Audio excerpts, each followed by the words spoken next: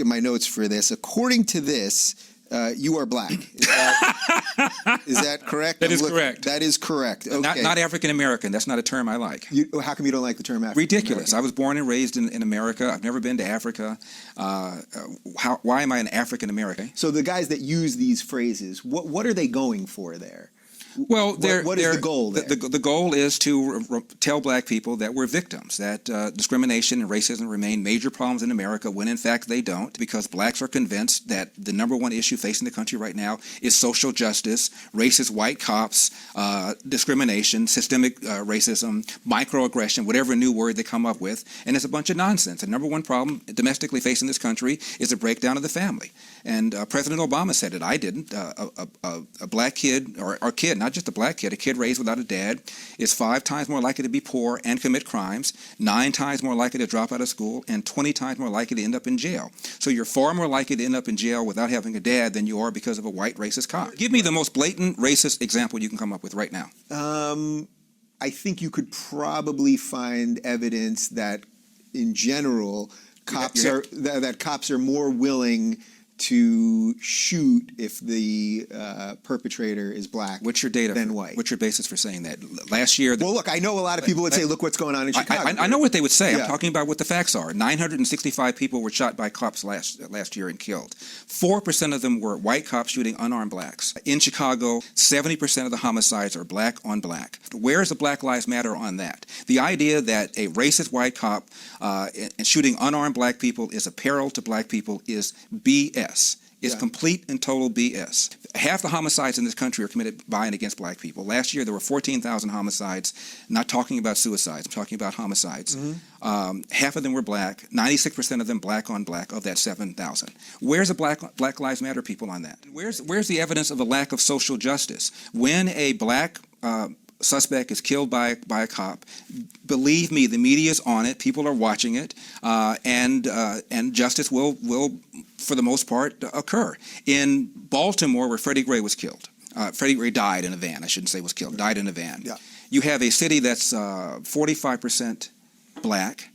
City council is 100% Democrat. The majority of city council is black. The top cop at the time was black. The number 2 cop was black. The majority of the command staff is black. The mayor is black. The AG is black. And yet here we are talking about racism. I mean, it's absurd. There was just a study, University of Washington.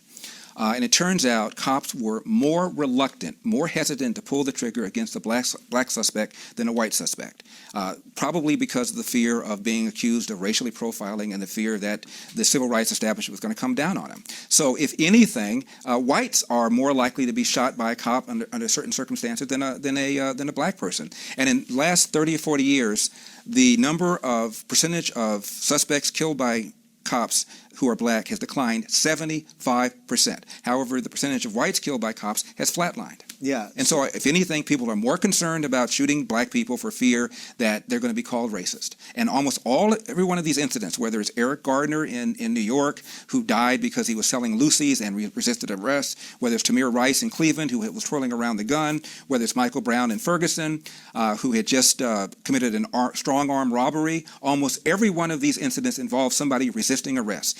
Why don't you just do what the police tell you? I asked you to name the most important example of racism, and you gave white cops going after black people. And I told you, gave you the facts for that, so that's nonsense. So you must have something else. What else is it?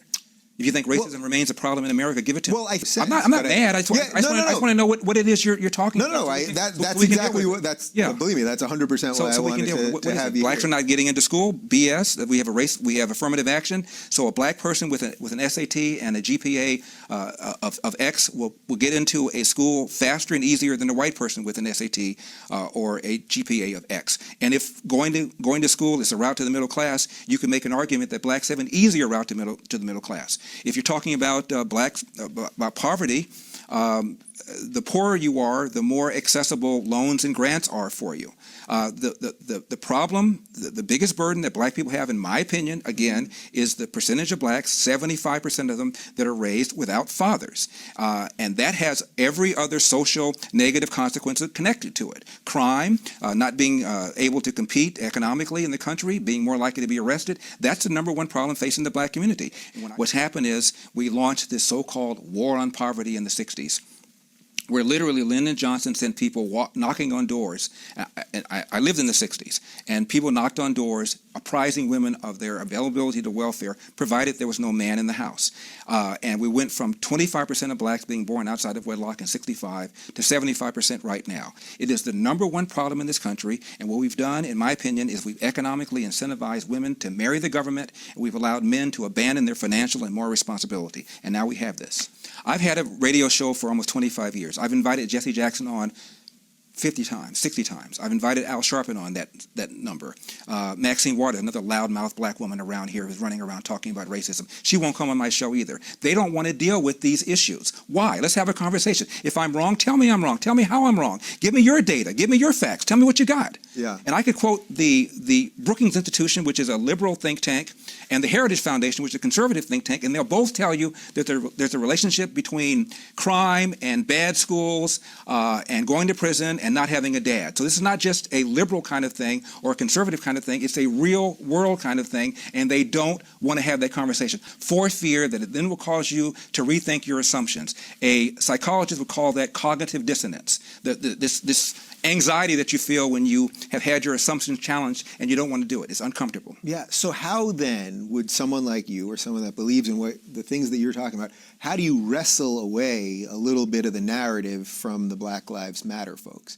Because obviously I tell the truth. You care about the same things. Of course, right? I do. I tell the truth. I talk about the #1 cause of preventable death for young white men is car accidents. The #1 cause of preventable death for young black men is homicide committed by other young black men. I tell the truth. I give the facts. To me, there is a access of indoctrination. You have the media, you have academia, and you have Hollywood, all of which tell black people that they're victims. And so you get up and you're indoctrinated all the time with things like social justice, inequality, the man's out to get you, we need a higher minimum wage.